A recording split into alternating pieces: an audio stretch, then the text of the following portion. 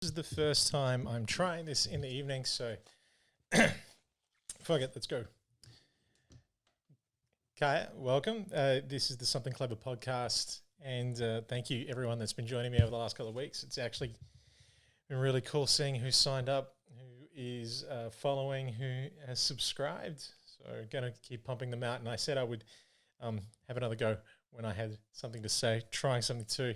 A little bit pretty. I'm using my nice camera now. Hopefully somebody notices, but it doesn't matter if you don't. What a fucking weird week. I've had so many things come up.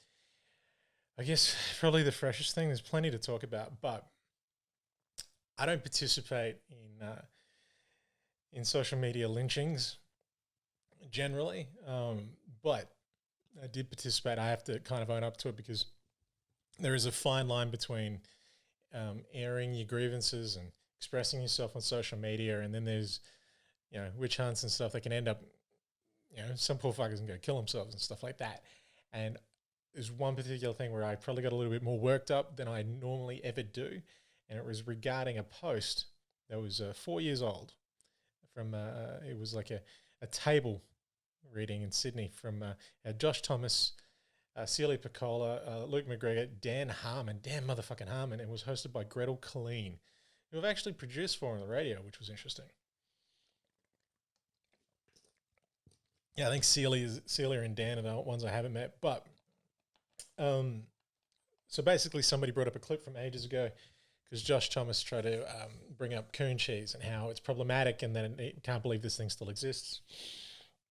And then somebody posted underneath, can you believe you still haven't fixed the diversity in your writing room? Then chucked up this clip, which I wasn't aware of the first time. And if you're not familiar with it, this is it.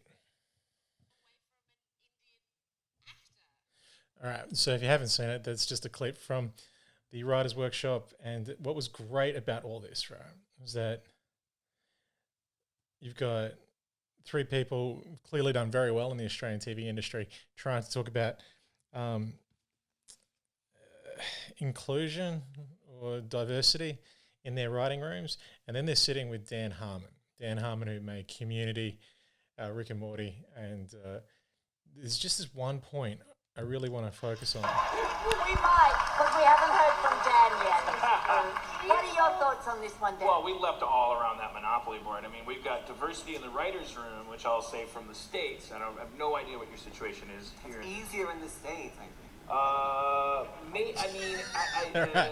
That's the part that got me. Okay, it's easier in the States, and the awkwardness from Dan Harmon to go, what, you talking like, so you guys don't have people of color, of talent that you have access to in this country. I'm reading into that, but his reaction was just genius. Now, I don't want to deconstruct the video clip too much, but it infuriated me. Essentially, Josh Thomas has had a few TV shows come through, produced, and everyone was firing at Josh. And maybe I did write "fuck you, Josh" in my post and "fuck you and your mates," I think is exactly what I said. But I really need to emphasize to people that this whole situation, what he's talking about, this is just a snippet. This is just a taste of what it's like trying to be a person of color within the Australian TV industry, especially if you're trying to write comedy, which is, I mean, in journalism, but very much more in comedy, I've found that to be the case, where you'll be ushered into a room with 15 other people that you don't look like, you don't sound like, you have nothing in common with, and you got to try and pitch comedy to them. You'll bounce ideas off and you'll throw stuff in, and I had every idea I ever, besides my solo clips for Tonightly, and besides my solo clips, every one of my ideas I pitched for the 6 months or first season that I was there was shot down. Just no, flat out no. The only time I had a slight suggestion that was almost pushed through was when I had a white comedy writer attached to it, and it was really, really difficult. So to hear somebody talk about how hard it is to find a person of color with any ability within the TV industry in Australia and whinge about it, like, it's so hard. It's so much easier over in the States, which it fucking very is not over in the States. But they've got their own issues. That infuriated me. And there's a lot of people who talk about being triggered And have to admit, I have to own up to it. I got triggered. I saw something that I completely identified with and remembered about being sent into these rooms and just being outnumbered and being told, this doesn't work, you're not funny. Essentially what it feels like is being brought in as the one person from outside of the culture of all the people that exist in that room, trying very hard to be yourself and push stuff through that you think they'll like, being completely rejected, and in my case, cracking the shits and leaving, and then having people turn around and go, well, that didn't work. Guess they don't want to work. Guess that's, oh, he's a bit difficult, he's a bit aggressive. It was infuriating, and it triggered me off, and it sent me off. And I said it last week, but the biggest issue now is that there are a bunch of people happening now. A really dear friend of mine got to be on a political show, and she's got some of the most amazing credentials, got a lot of people of color, black and white, just a lot of Aboriginal, Indigenous peeps getting a chance now, getting a look, which is great. But the problem is the same people that created this environment that doesn't welcome us are the ones who are trying to fix it. And I don't have a lot of faith in that system. There might be a knee-jerk reaction, a few things get flipped, but at the end of the day, you want to solve it, fucking leave your job, let somebody else have it. Maybe completely cutting the head off. I don't know. But it's been an interesting time. But I just felt I needed to get that off my chest because I don't usually get set off to the point where I need to post about it, but that really got me. Just to hear somebody insinuate that it's just too hard to find someone of color who's talented and got the ability to do it. I mean, this is the thing, man. We've got to be twice as good to get half as far. And it's frustrating. It really is. And then you can see people that, it's all good and well to sit back and say, look, I am aware of my privilege. Yeah. I don't know if you are. I don't know if you're completely aware of it. But, again, don't want to sit around and whinge. Like it's more a case of that snippet, that clip that is gone a bit viral, that was just one example of what it is exactly like. It's not hidden, and that's great. You very rarely get a chance to you don't have proof, and it's nice to have proof out there on the internet for a change, from whether this affects Josh personally and all that. I don't want anything bad to happen, but I'm just so grateful that there's an example out there. So if anybody ever asks, hey, what's it like? Why is it difficult? Why do you feel this way? Why do you have this chip on your shoulder about it? I can just go, bang, there's that clip. And shout out to More Blessing on Twitter for reigniting that and showing it again. It's just a girl went for it. She didn't give a fuck. And she was infuriated. There's a few cool things. I think I'll move on from that now because, again, I can't judge anybody for getting triggered by anything. I really, really can't because, I first to admit it happened to me. But another cool thing that happened, another cool thing that got my attention, Black Lives Matter, all the protests are still continuing at the moment. But this is something else that caught my eye. It was one of those beautiful clips from a protest just recently. It was posted by a friend of mine, Curtis Taylor, who's a filmmaker, and it was this. Man, I'm holding up the headphones because it just sounds better. It's a lady confronting the police. Now,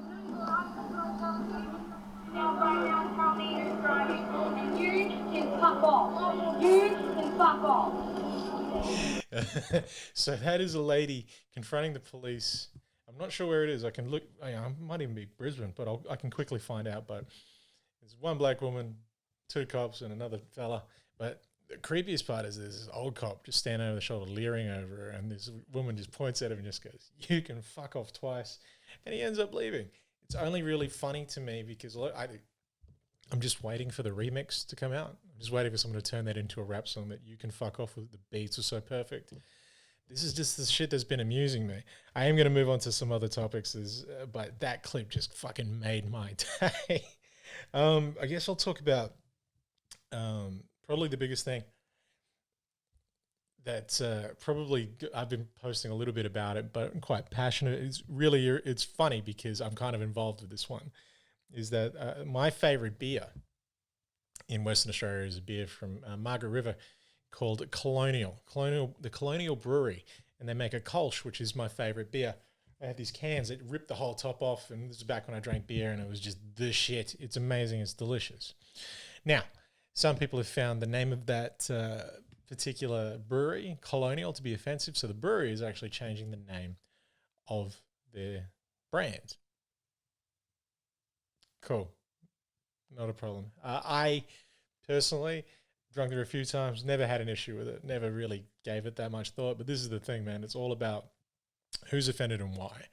Because there are some older black fellas that'll be looking at us being like, what the fuck is you pussy little, what sort of little soft cocks have we raised? We got elders that went through some shit, but they legit want some change for some, the harder stuff, like in WA, where the, you can't be locked up for unpaid fines anymore. It only took a few dead people to sort that out. But then you've got the colonial thing where legit there are people saying, this is offensive, change it. And they're changing it. And I wasn't one of the ones that was offended, but more power to them. Do what you think is right. Great. I mean, it's not like they had, like, I don't know. I would have been more offended if they had like an Abo ale or some shit. I mean, I probably still would have drank it. I'd have to taste it before I condemned it. But yeah, it's amazing what's actually, it's amazing what's actually making people change their mind and shifting on. So that was a big change from back over in WA. It's one thing too that I'm curious that breweries are changing, institutions are changing. I'm curious how this is going to affect TV production in the coming years because I've got a few projects hopefully getting off the ground, and I don't know how that thing's going to change. It is interesting. I was talking about Celia Piccola and Josh Thomas and Luke McGregor. Luke McGregor and Celia were in a TV show called Whitehaven, and I actually had a pitch. I'm hoping that they had a TV show called Whitehaven. It was about those two in a little town in Tasmania, and I had a pitch for that show that no one really took it on. But essentially, I was trying to write myself a part for that TV show, and the pitch was going to be that my character would turn up in Whitehaven, and we would spend the entire episode trying to figure out how an Aboriginal got to Whitehaven. But you never know. Maybe in the coming seasons we'll get another crack. We'll get to have a chance at that.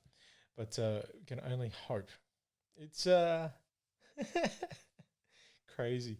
My favorite bit of news though so far was Uncle Ernie, old Uncle Ernie Dingo, slapping bitches on the fucking train. Holy shit, that is amazing. Now there's several conflicting reports on this, but essentially Ernie Dingo, who's a bit of an icon, Yamadji man from Western Australia, but was in Crocodile Dundee too, for fuck's sakes. Like everyone knows Ernie Dingo. So he's on a train in Perth, and someone allegedly said, "Fucking sick of appos," and old Uncle Ern slapped the shit out of him. Apparently, he knocked him to the ground. Now, one report I did read, I haven't looked too much more into it, but in a weird way, two people came to this person's aid, put their hand over him. He goes, "Fucking leave him, he's retarded." Which, fucking great mates, I guess. But if the person was mentally not well, Ern had their reaction, man. That was it. Too late. He'd already done it. It does remind me, though, you've got that one friend who likes to start shit with bouncers in the pub. You got the people that will try to defend him and drag him away. He's trying to pick a fight with the bouncer. Like, leave him, mate. Leave him. He's a fuckwit. That sort of thing. But these boys pulled out the big R word to defend him and save him from Uncle Ern. Old Uncle Ernie, man, you don't play that fucking game. He's up that way. It's just a different culture, man. Somebody plays up, you whack them. And that's what's always been an interesting part of this whole culture. I think I maybe addressed it with the young fella that got tripped over in Sydney, Surrey Hills, who was roughed up by the cops. It's hard to address things as honestly, and you try to talk about things as honestly as you possibly can. But if someone talks shit, you tend to smack them. You tend to get slapped really hard, like fuck, slap. Some people get the shit kicked out of them. And, you know, Uncle Ern comes from that fucking cloth. And I did touch on it, like, think about with that police one, whereas if it was normal circumstances and it's a young man talking shit and he gets his ass kicked by somebody in his vicinity, in his neighborhood, generally that's the rule of the street. You roll with it. But when it's a cop, completely different story. We got a few other topical news stories going on. I actually really thought I was going to deconstruct the whole Josh Thomas thing a little bit more, but I feel like I got it out of my system because, yeah, I just went through a job interview with the ABC for some other things, and we've got some other projects and funding. I don't know if it's just a knee-jerk reaction or what, but things feel like they're changing. It actually feels like, and I'm talking with some of my peers and people that really quite passionate about it, doing the news with and comedy and all that sort of stuff, we do feel like attitudes are changing. Whether or not it's just window dressing and things are put out front, don't know. I guess we're going to find out one day. But just being consistent as ever, though, we've got Pauline's back in the news. Pauline's back in the news declaring that people are pretending to be Indigenous to get on welfare. And this is just a headline, but you know, can definitely go into it deeper. But this woman, here's the thing, right? When you're on welfare, pretty confident. I've never been on welfare, but I'm pretty confident they don't ask your race so you qualify for it. Your race doesn't qualify you for welfare. It might ask you to tick a box so they can keep their records and shit like that. But pretty confident everyone just gets welfare if you qualify, like, financially. So, you know, her claims are pretty stupid, but it's incendiary stuff. There'll be people sitting back on a couch, you know, covered in some form of grease, and they'll be saying like, yeah, nah, they totally do. They totally get it just because they're Aboriginal. You know, that's not my biggest concern. My biggest concern are these non-Indigenous people, let's just call them white, who legit apply for jobs, get a little bit of background and tick the box so that they can go for Indigenous identified roles. Now, that's not me being the worst thing that I hate, because I grew up being called a coconut. Okay, I copped all that shit. I know I'm light-skinned compared to some, but, you know, I think I kind of wear it as well. There's no hiding, but there are legitimate, and I've heard it, overheard it, and I'm aware of it. There are people who legitimately tick the box, and because they know when they go into the interview, they've just kind of got to put on a few lines, and the person checking will just have to roll with it. You have to accept people who are declaring themselves Indigenous to get these roles and these jobs. And they're not doing it for welfare, motherfuckers. They are doing it for well-paying jobs, well-paying good roles. And for some of these people, they're saying, oh, it's our only way to get in. What sort of a shitty white person are you when you got to start taking our jobs, our allocated jobs, like the ones that we kind of reluctantly have to take? How shitty are you at life when you still got to start stealing off us? Again. But, yeah, only just got made aware of that. That's why Pauline's line is a crock of shit. And again, I'm really looking forward to being able to perform this and talk about what this lady says. But yeah, it's just an absolute load of wank. That's who I'm more concerned about, is the people that are ticking the boxes and they're out there. I remember walking out of the Powerhouse after my final show during the Brisbane Comedy Festival, walking out of there, walking across the field and hearing a group of 4 young people, very young white people walking along, and a young blonde girl literally saying, you have to tick that box, otherwise you won't even get a look in, which is insane. This is a young blonde white girl hanging out in a flash part of Brisbane, and she thinks she's got no options. That's fucking insane. But you know, it's always more difficult for some people, or at least always they think it is. Some people always want to make up an excuse. But other crazy things too, like Black Lives Matter is still churning on throughout the world, and everybody's still getting quite worked up. The protests around Australia were amazing. The great thing, I covered it as a journalist was deaths in custody resulting from people in jail because they didn't pay unpaid fines, barely from as low as $800 to $1,300 to $4,000. This has just been overturned and changed in Perth, in Western Australia, I should say, and it's amazing. It's amazing that only a magistrate now can declare that this person has to go to jail. They don't just get a couple of notes and then picked up and scooped off and held in a watch house, and that's what happened to Miss Dew, and which was a huge story that I had to cover. Got quite close with the family. There's something real bittersweet about that it takes someone in your family to die before you're able to see any sort of change, positive change in that way. That her family went through so much and gave up so much just to get this result, and I hope a lot of other people around the country kind of appreciate it. Who bloody knows? But it's just going to save a lot more hassle too. It's just going to save a lot more interactions with the police. There are so many people that just let who just let things overlap, and they never really did anything that was jail worthy, and now they kind of don't have to worry about that. What was that fucking health guru? And so if you think about it, you've got those people that are in jail for unpaid fines, and then you got that piece of shit, that Belle Gibson, was it? She stole like $400,000. $400,000 and went under house arrest and possibly won't have to pay anything back. It's just a case of, what is that magic white person trick where they can just not have to pay the money back, but it goes on record that they did all this horrible shit. I don't know how that always manages to happen, but never jail time, man. Never jail time. She pretended like she had cancer and what she was eating saved her and shit. These other people got move-on notices and didn't pay the fine for a couple of months because they didn't have the money, or if they actually had a substance abuse problem, so they just weren't going to pay it, whatever the reason would be. Still, it was nowhere near as sinister or dark as legit lying to people and ripping them off. But, it's not like we live in Australia. The same country that's about to pay priests with job seeker. No, job fucking, whatever it is, God's supposed to provide it for them. So now priests are qualifying for government assistance. They work for the biggest organization that doesn't pay tax in the world. And, great. That sounds fair.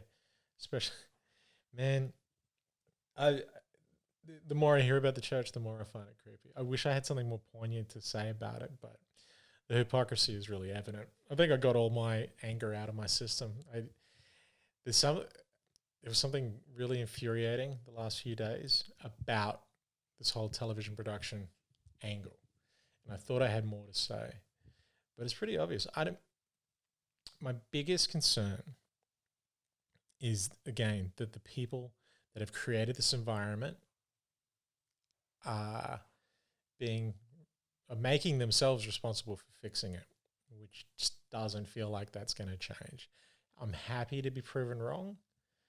I'm going back into that soup, into that universe soon. And I guess we'll find out really quickly whether or not anything's changed. But I don't know. I guess might as well wrap this up. But got a gig coming up in a couple of weeks. So shout out to the guys at Good Chat as well, because we'll be getting back on stage in a few weeks. Wait, next week. Holy fuck. Right. Yeah. So first proper gig is in 2 weeks, and jumping up on stage at Good Chat in Brisbane next week. Just going to knock the rust off, go talk some shit on stage and work a few things out. I actually had a bunch of jokes I was going to test, but I really do like the Abo Ale. I don't know. Oh my God, that'd be an amazing. Just if someone even had the fucking gall to try and lob something up like that. But it's all. I think I've tapped it all. I guess every time I feel down about it and that I feel that there's no hope, I come across one individual that kind of gives me sort of that positive sort of surge, like, oh yeah, no, other people get it. Other people get it. There's a small underground movement. There is options as well. You know, you don't need to go through the same avenues. Back in the day when it was the one fat, untalented shit that you had to beg for money to get things made, that's changed. Thankfully, it's less money. You got to do a lot more work yourself, but it's changing. And we'll see. I'll definitely know in the next few months. Some cool wheels are in motion, and I think I've got some really good ideas and we're getting them put together. Anybody that's following this from the horse background, my wife and I are probably going to start producing a little trailer or a little teaser for this project that we've got approved from. Maybe we'll throw it out. Maybe we'll let you guys watch it and see if you find it interesting before I submit it. You know, it's always nice to get a bit of an audience reaction. And also, I'm tossing up, like, I want to get rid of this beard so bad, but the wife likes it, so maybe we'll do a poll. I don't know. I don't know. I don't want to do jokes with the shit on my face. Plus, it keeps crawling at my nose when I try to do podcasts. But, yeah. So this one was particularly self-indulgent. Usually like to talk about broader topics. I felt like I had more to say, but I was just so angry. So that's why I can't really judge anybody who gets triggered by anything in post. As long as you, though, realize who you're lashing out on and at. And that's one thing I kind of want to really emphasize, I guess, to finish this, is that, yeah, the Josh Thomas clip it just made me ropeable instantly.